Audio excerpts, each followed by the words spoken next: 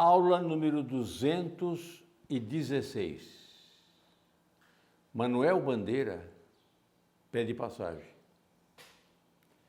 Renúncia. Chora de manso e no íntimo. Procura curtir sem queixa o mal que te crucia. O mundo é sem piedade e até riria de tua inconsolável amargura. Só a dor enobrece e é grande e é pura. Aprende a amá-la, que a amarás um dia. Então, ela será tua alegria e será ela só tua ventura. A vida é vã como a sombra que passa. Sofre sereno e de alma sobranceira, sem um grito sequer, tua desgraça. Encerra em ti tua tristeza inteira e pede humildemente a Deus que a faça tua doce e constante companheira. Manuel Bandeira.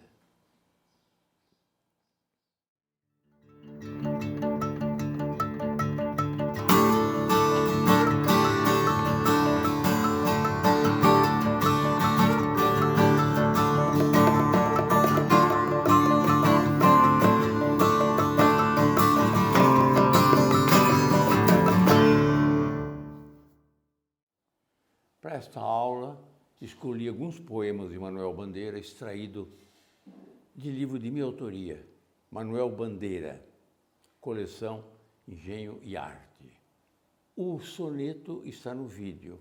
Vamos reler o soneto com calma. Com calma. Acompanhe a leitura do professor. Chora de manso e no íntimo. Procura curtir sem queixo o mal que te crucia.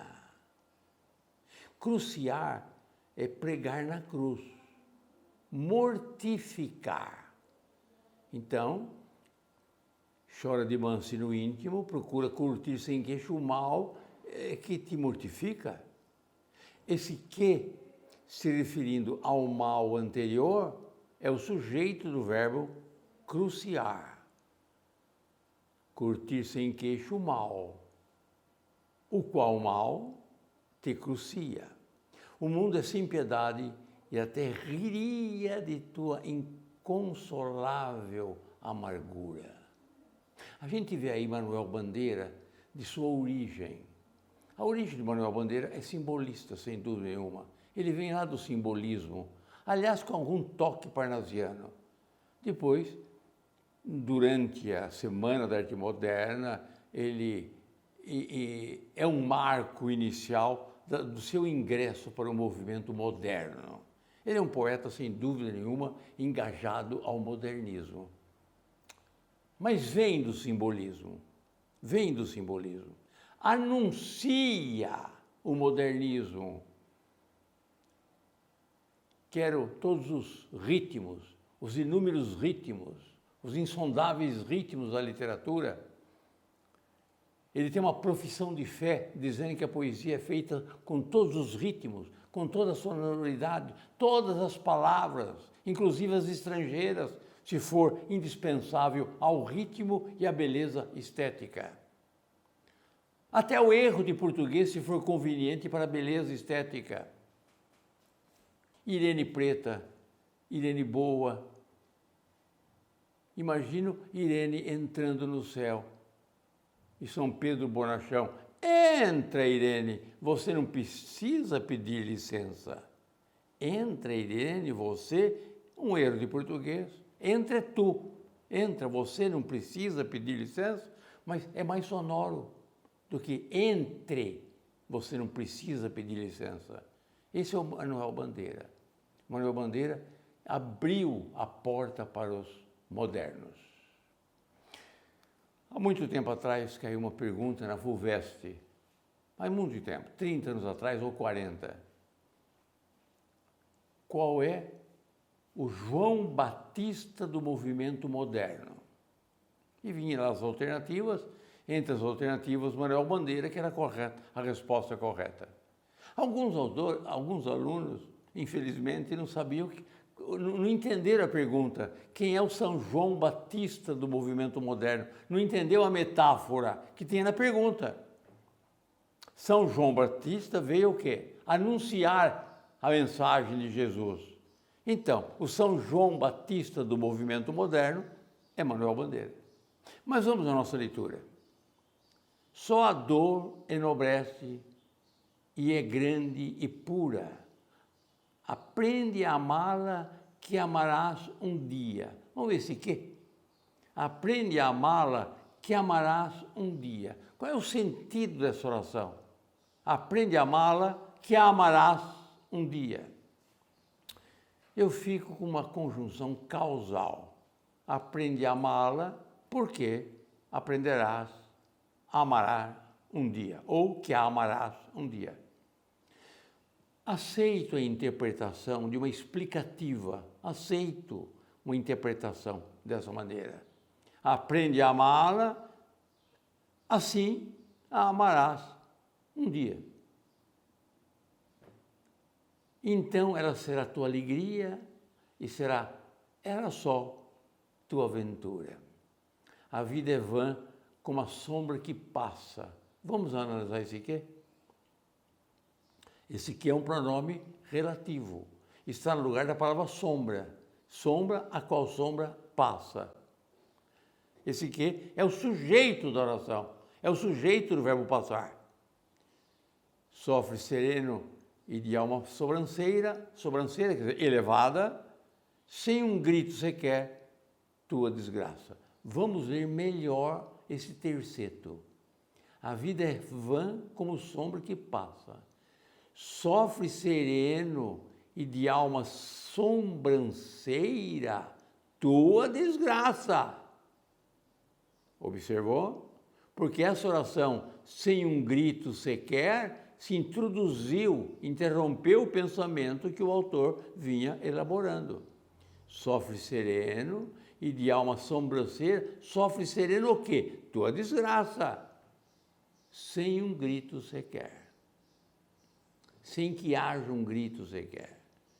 Insere em ti tua tristeza inteira e pede humildemente a Deus que a faça tua doce e constante companheira, esse que no lugar de Deus.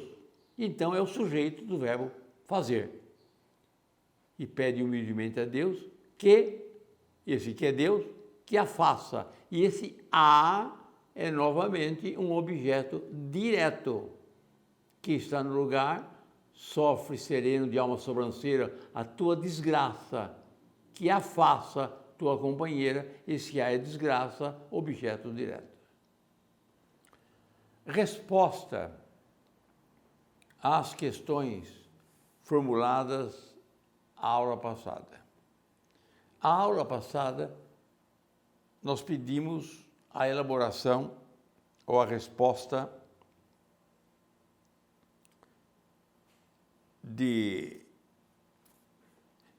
das seguintes questões.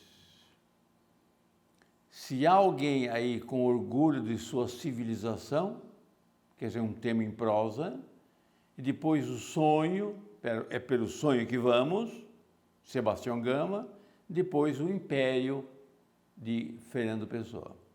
20 questões. Estou com esperança de que vocês acertaram 80% das questões. 16, 15, 17 questões. Alternativa A. Responde 1, 8, 11 e 17. Alternativa B. 2, 9, 14 e 19. Alternativa C. 4, 5, 12 e 15. Alternativa D de dado. 3, 7, 16 e 18. Alternativa E de elefante e meia dúzia, 10, 13 e 20. 20 questões, cada questão com 5 proposições, então 20 vezes 5, 100. 100 proposições, o senhor leu, né? em que uma só era a verdadeira. Observa que 4 perguntas para cada letra. Então, 5 vezes 4, 20. Isso eu tentei eliminar o acerto eventual. Muito bem. Bacanal. Acompanhe a leitura. Quero beber, cantar asneira no esto brutal das bebedeiras, que tudo emborca e faz um caco. Evoé Baco. Lá se me parte a alma levada no turvilim da mascarada, a gargalhar em doudo assomo. Evoé Momo. Lance-me na toda multicores, a serpentina dos amores, cobras de lívidos venenos, evoé Vênus. Se perguntarem, que mais queres, além de versos e mulheres? Vinhos, o vinho que é o meu fraco, evoé Baco. O alfange rútilo da lua, por degolar a nuca nua, que me alucina e que eu não domo, evoé Momo. A lira estérea, a grande lira, porque eu estático desfira, em seu louvor versos obscenos, evoé Vênus. Bacanal. Bacanal é uma orgia, é libertinagem, festa dedicada a Baco, daí Bacanal. Bacante, essa sacerdotisa de Baco, e daí o nome, então, de Bacanal. Vamos ver algumas palavras para entender esse poema de Bandeira. Primeiramente, evoé. Evoé é uma interjeição, é um grito das bacantes em louvor a Dionísio, a Baco, latino ou grego. Dionísio, Baco. Evoé, uma interjeição, equivale mais ou menos ao ave do latim. Ave César, salve, viva, evoé. Palavra interessante. Ele termina os tercetos com uma invocação ao Baco, Momo e Vênus. Depois repete, Baco, Momo e Vênus. Baco é o deus do vinho, deus da festa erótica, Deus que dominou o Oriente todo, com um grande prestígio na Índia, segundo a tradição grega. Então, Baco. Momo significa uma farsa satírica. O indivíduo que se fantasia de alguma coisa, satiricamente, é um momo. Daí no carnaval, o rei Momo é aquele que está fantasiado, ou a melhor fantasia, ou que é eleito rei do carnaval. Momo. Momo, rigorosamente, é uma farsa satírica. Alguém que se fantasia exageradamente de médico, ou se tem um olhar satírico numa roupagem de advogado, de tribunal. Isso é uma farsa. E no carnaval todos fazem isso. O homem se fantasia de mulher, ou de advogado, ou de médico, ou de bruxa, ou de mendigo, ou de cartomante. É a farsa. Esse é o Momo. E finalmente, Vênus, a deusa que saiu das águas, a deusa do amor, a deusa da relação sexual, a deusa que protege todos os temas e as posições que se possa imaginar de ousadia, de bacanal, como diz o texto de Manuel Bandeira. Então, novamente vai. Quero beber, cantar asneira, no estro brutal das bebedeiras. Estro é pré-amar, uma enchente, efervescência. Então quero beber, cantar asneiras no estro brutal das bebedeiras, quer dizer, na efervescência das bebedeiras, que tudo emborca, é tomar uma bebida pela garrafa, tomar toda a bebida pela garrafa, não em copo, é emborcar. Então, emborcar é beber, despejar na boca a bebida. Então dá para entender agora melhor Manuel Bandeira. Quero beber, cantar asneiras, no estro, na efervescência brutal das bebedeiras, que tudo emborca e fazem caco. Evoé, Baco, salve, Baco, viva, Baco. Lá se me parte a alma levada no torvelim, no redemoinho, né? No redemoinho, no torvelim da mascarada, a gargalhada em doudo assomo ímpeto, evoé momo. E finalmente a terceira estrofe, lancem-na todas, multicores, as serpentinas dos amores, cobras de lívidos venenos, lívidos, rútilo, mineral, venenos então mineral. Observe que o tema do primeiro terceto se refere a Baco, é o vinho. O tema do segundo terceto é a farsa satírica. E o tema do terceiro terceto é justamente o amor. Serpentina dos amores, cobras de lívidos venenos. Ele vai repetir a dose. Vamos ver então o tema Baco. Se perguntarem que mais queres, além de versos e mulheres, vinhos é a resposta. O vinho que é meu fraco. Pronto, uma referência a Baco. A última referência a Momo, o alfange rútilo da lua, mineral, alfange, foice mineral, o formato da lua, por degolar a nuca nua, os libertinos noturnos, que me alucina e eu não domino. Evoé, Momo. E finalmente, Vênus novamente. A lira etérea, a graça lira, porque eu estático desfira. Eu estático, com X. Se fosse com S, parado.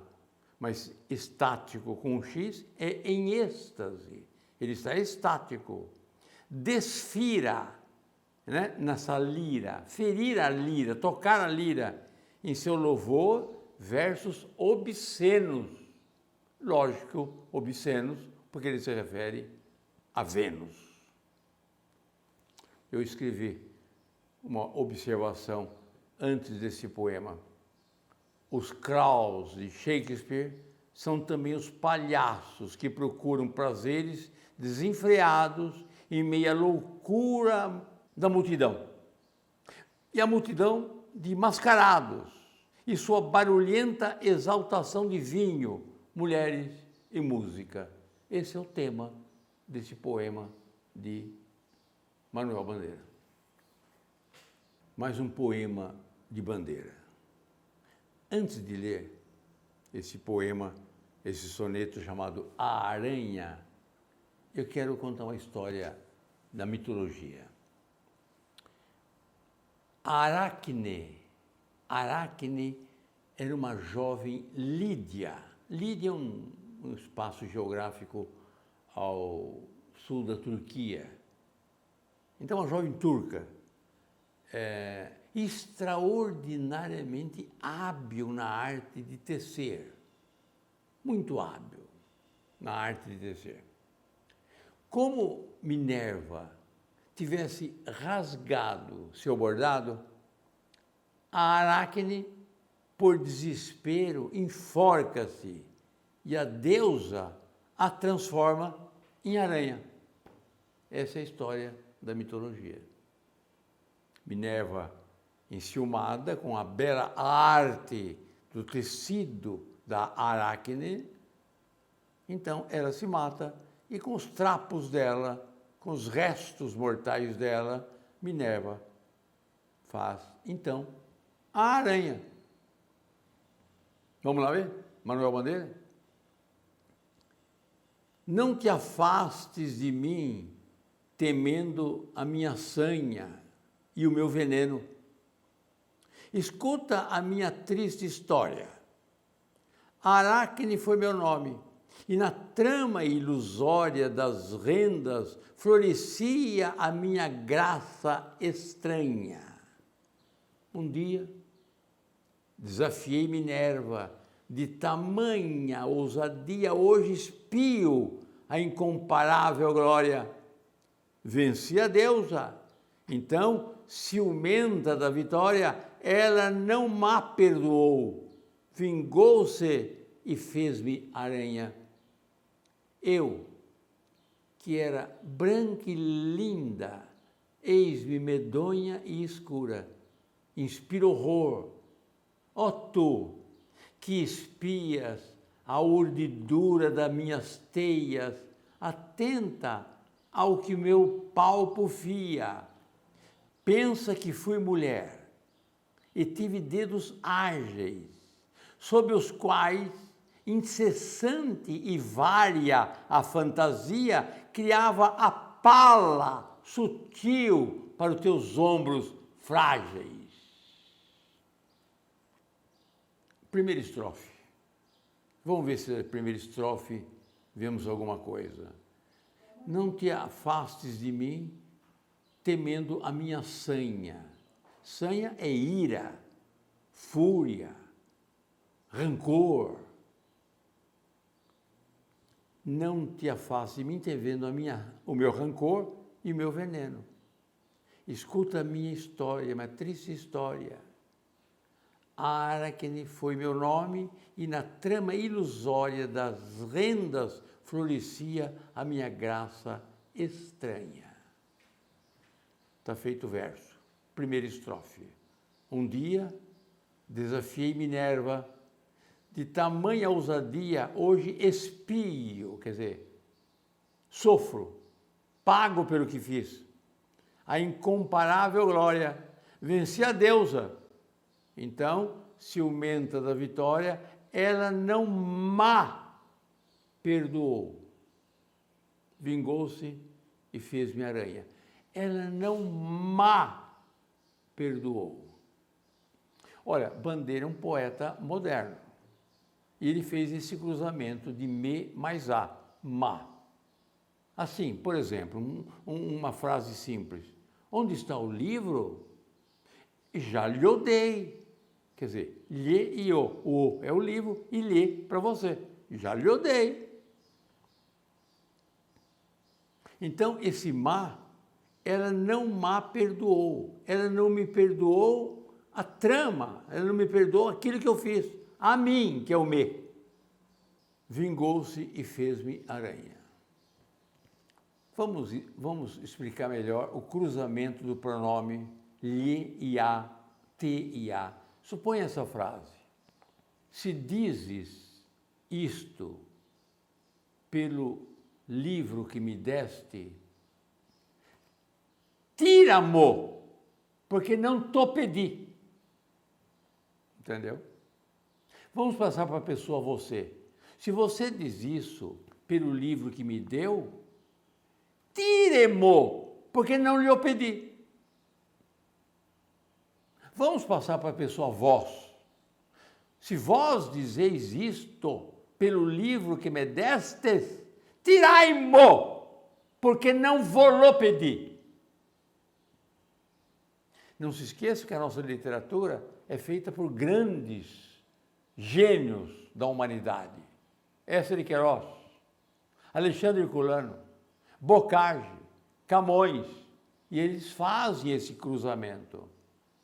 Mesmo no romantismo com Castro Alves, há esse cruzamento. E agora estou lendo uma poesia moderna, de Bandeira. Homem que é um dos intelectuais da Semana da Arte Moderna, o João Batista da Semana de Arte Moderna, e ele faz esse cruzamento. Eu que era branca e linda, eis-me medonha e escura. Não existe gramática da língua portuguesa que, quando vai explicar o anacoluto, não coloque esse verso de Manuel Bandeira. Anacoluto. Anacoluto é um desvio sintático. É um desvio. A palavra fica sem função sintática. Há entendimento, mas a palavra fica sem função sintática.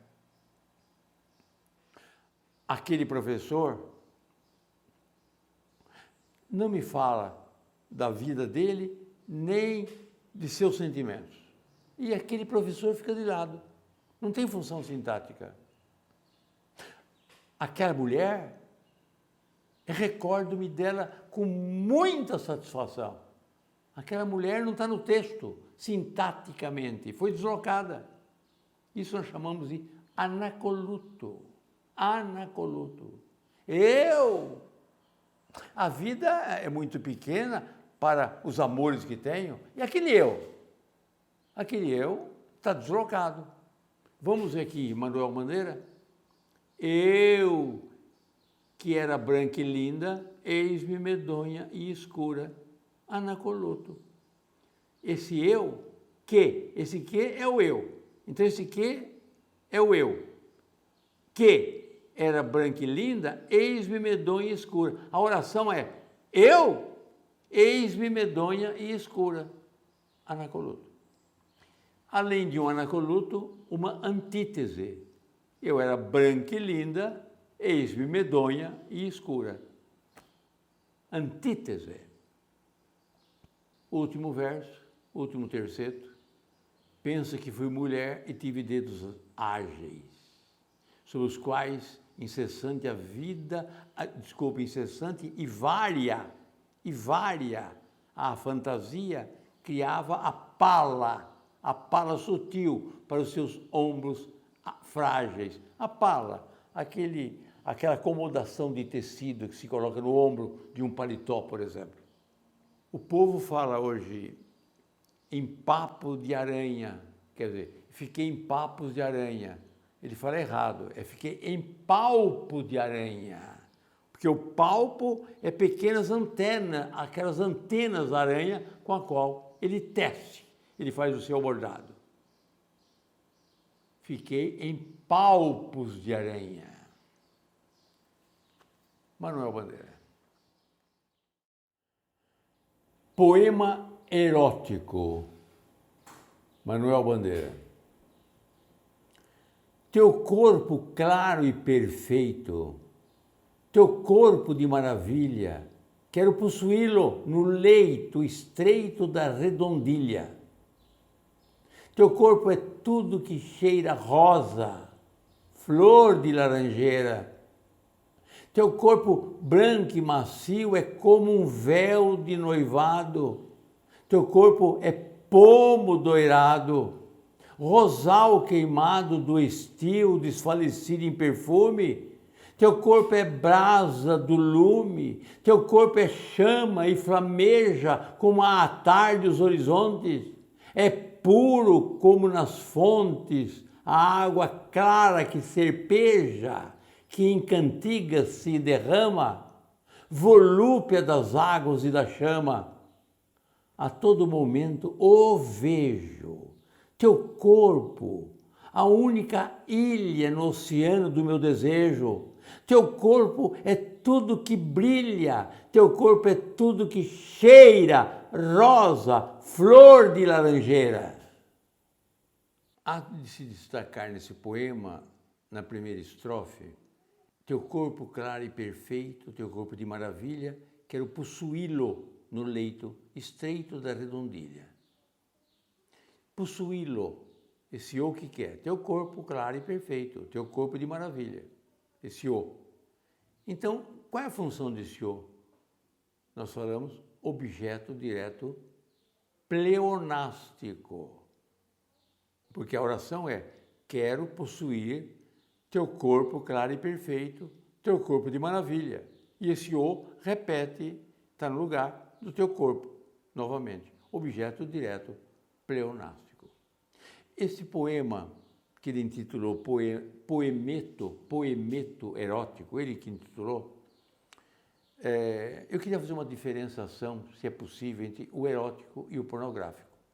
O que seria um filme erótico, o que seria um filme pornográfico, o que seria uma poesia erótica e uma poesia pornográfica. Olha, os autores falam sobre isso e parece que não são unânimes, não chegam a uma conclusão o que é erótico, o que é pornográfico. Uns apelam para a evolução dos costumes e que é impossível estabelecer a diferença entre uma coisa e outra.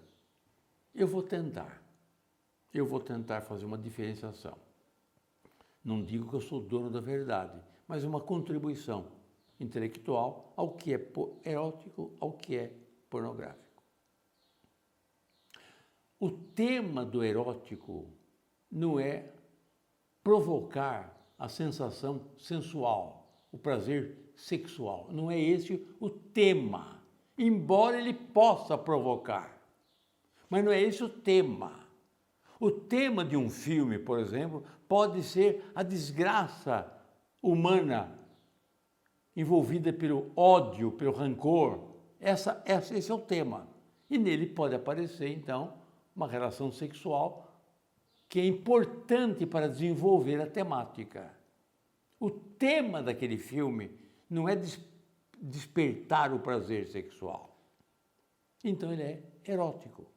Então há filmes eróticos, pinturas eróticas, há uma peça teatral representada A Última Tentação de Cristo, O Evangelho segundo Cristo. A Última Tentação é um filme. O Evangelho segundo Jesus Cristo, do Saramago, em que no palco há uma representação erótica.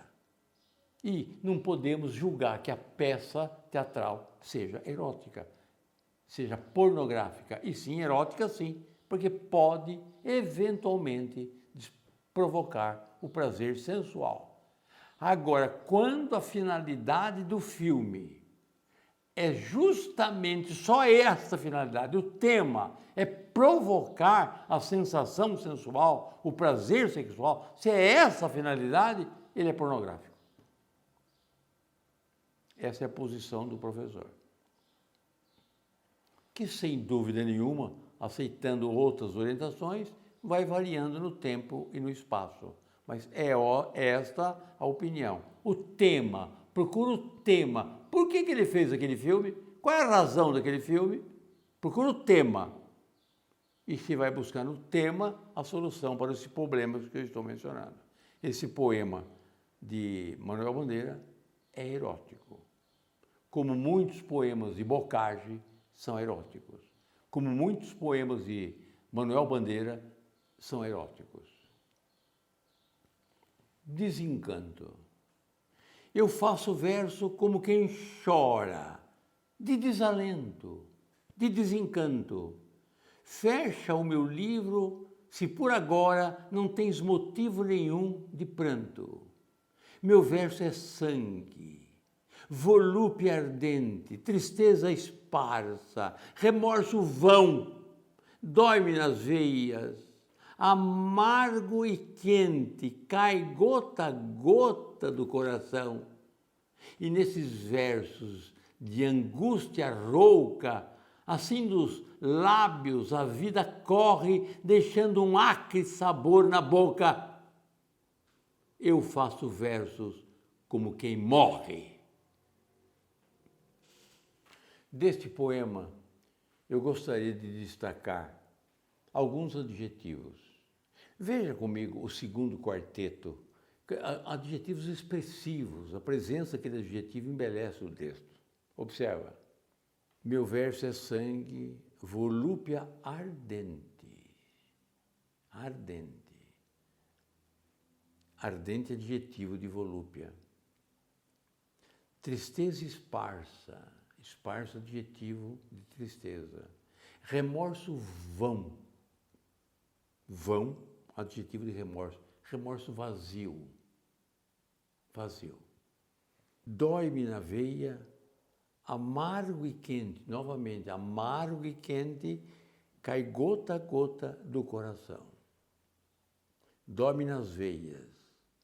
Então, o que é amargo e quente? Meu verso. O verso que é sangue, volúpio ardente. Ele é amargo e quente, cai gota a gota do coração. E termina, eu faço versos como quem morre. A silhueta. Antes da declamação da silhueta, eu observei o seguinte aqui no meu livro. A primeira estrofe descreve uma sala fantasmagórica, preparando a segunda estrofe. E esta segunda estrofe anunciando um Pierrot de roupas negras, tentando o suicídio. Um Pierrot apaixonado. A silhueta. Na sala obscura, onde branqueja a mancha ebúrnea do teclado, morre e revive, expira, arqueja o estribilho desesperado. Um Pierrot de vestes de seda negra, ele próprio toca e canta o timbre, múrmuro, segreda, uma dor que sobe à garganta. E uma tristeza de tal sorte vem nessa pobre voz humana que se pensa em fugir na morte, à mísera cotidiana. Como a voz, também a mão geme. E na parede se debruça a sombra pálida que treme de uma garganta que soluça. Só algumas observações. A primeira estrofe. Na sala obscura onde branqueja a mancha ebúrnea do teclado. Ebúrnea é de marfim. Então o teclado do piano, ele é ebúrneo, ou de marfim, ou da cor branca, tal qual o marfim. Morre e revive, expira, arqueja o estribilho desesperado. Estribilho, repetições sonoras ou de versos que se faz a cada sentença, musical ou poética. Um Pierrot de vestes de seda negra, ele próprio toca e canta. Olha, se eu interpretar um Pierrot de vestes de seda negra, toca e canta, esse ele que está aí é um sujeito pleonástico. Eu não posso falar que um Pierrot de vestes de seda seria um anacoluto, porque ele está preso ao toca. Um Pierrot de vestes de seda negra toca e canta. Ele próprio, sujeito pleonástico. No final, com a voz também, a mão geme. E na parede, então, a sombra, se debruça a sombra pálida que treme de uma garganta, aí o suicídio, de uma garganta que soluça. Todos conhecemos a luta de Manuel Bandeira contra a sua tuberculose, que o acompanhou desde a juventude. Não o matou jovem, mas o acompanhou desde a sua juventude. E algumas poesias se prendem a esse drama da sua vida. Morte absoluta. Morte absoluta, ele sustenta a morte com absoluta tranquilidade. Enfrenta a morte com absoluta tranquilidade. Aqui, às vezes, ele diz de passagem desse mundo para o outro. Morrer. Morrer de corpo e de alma completamente. Morrer sem deixar o triste despojo da carne, a exangue máscara de cera cercada de flores que apodrecerão felizes num dia, banhada de lágrimas nascidas menos da saudade do que do espanto de morte. morrer sem deixar porventura uma alma errante a caminho do céu? Mas que céu pode satisfazer teu sonho de céu?